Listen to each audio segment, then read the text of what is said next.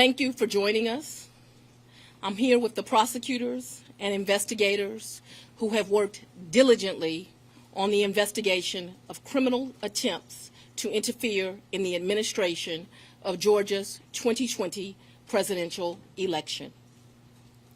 Today, based on information developed by that investigation, a Fulton County grand jury returned a true bill of indictment, charging 19 individuals with violations of Georgia law arising from a criminal conspiracy to overturn the results of the 2020 presidential election in this state.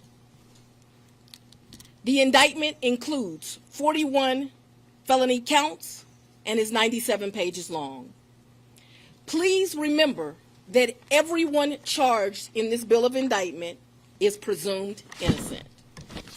Specifically, the indictment brings felony charges against Donald John Trump, Rudolph William Louis Giuliani, John Charles Eastman, Mark Randall Meadows, John Cheeseborough, Jeffrey Clark, Jenna Lynn Ellis, Ray Stallings Smith III, Robert David Cheeley, Michael A. Roman, David James Schaefer, Sean Micah Tresher Steele, Stephen Cliffgard Lee, Harrison William Prescott Floyd, Travion C. Cootie, Sydney Catherine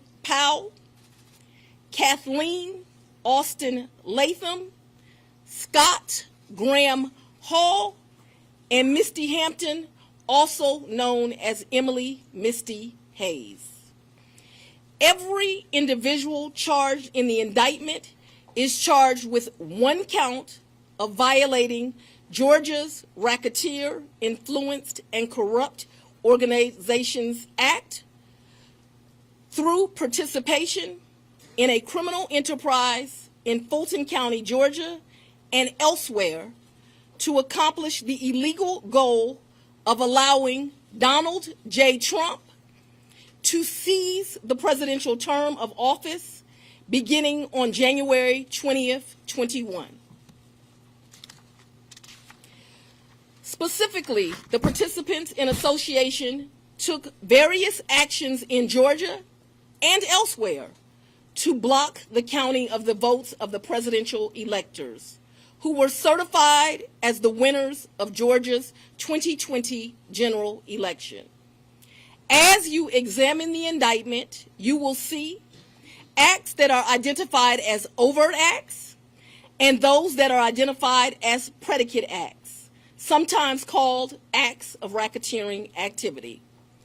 Overt acts are not necessarily crimes under Georgia law in isolation, but are alleged to be acts taken in furtherance of the conspiracy.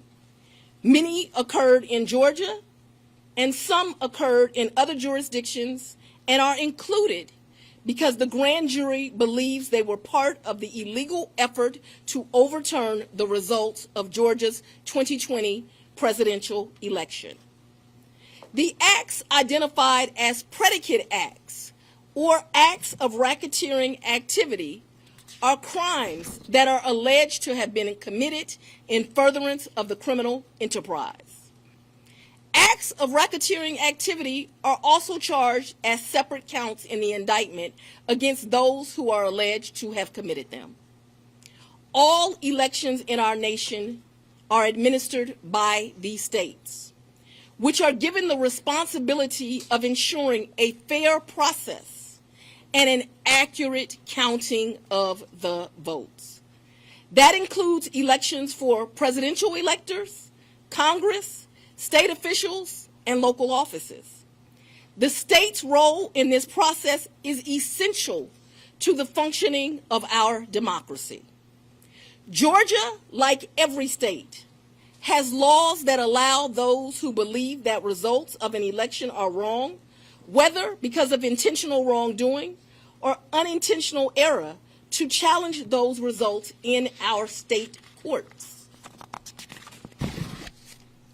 The indictment alleges that rather than abide by Georgia's legal process for election challenges, the defendants engaged in a criminal racketeering enterprise to overturn Georgia's presidential election result.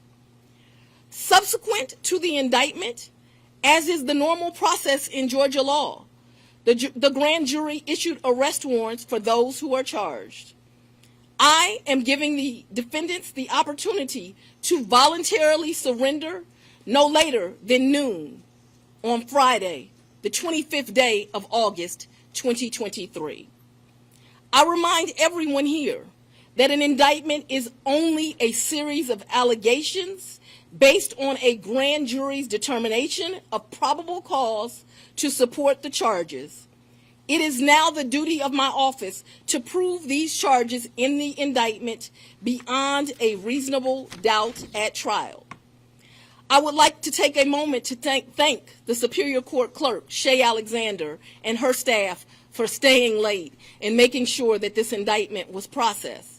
I would also like to thank the men and women of Sheriff Labatt's office for keeping the courthouse open, but most importantly for keeping us safe over the weeks and months that have led up to this indictment, and for what I know they will continue to do to keep us safe.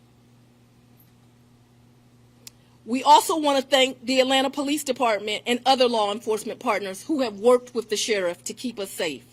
I will now take a very limited number of questions prior to going to sleep. I'll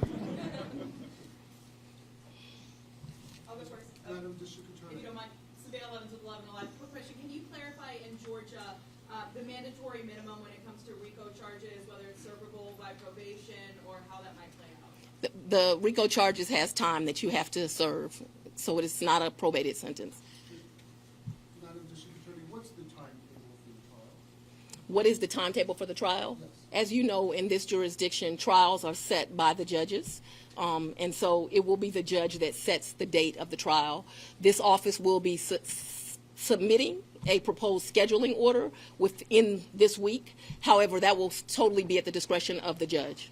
And you want to be you're the fourth person, fourth jurisdiction now to indict. Do you want to be the fourth one to try him, or do you move it up? Do you want to be the first to try him? I don't have any desire to be first or last. I want to try him and be respectful for our sovereign states. We do want to move this case along, and so we will be asking for a proposed order that occurs a trial date within the next 6 months. Madam District Attorney, there was earlier today there was a fictitious document, according to the Fulton County Clerk's Office, that was circulated online with charges against former President Donald Trump. That fictitious document matched exactly the charges that we now see in this indictment.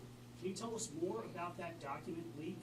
Because now you have the former president's lawyers who are saying this is emblematic of a serious problem with your office.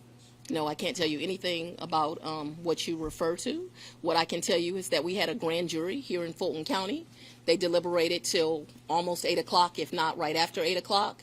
An indictment was returned. It was true billed, and you now have an indictment.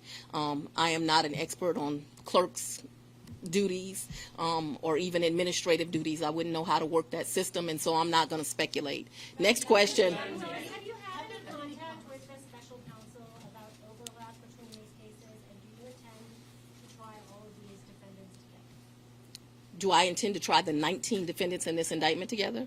Yes. And have you had any contact with the special counsel about the overlap between this indictment and the federal indictment? I'm not going to discuss our investigation at this time.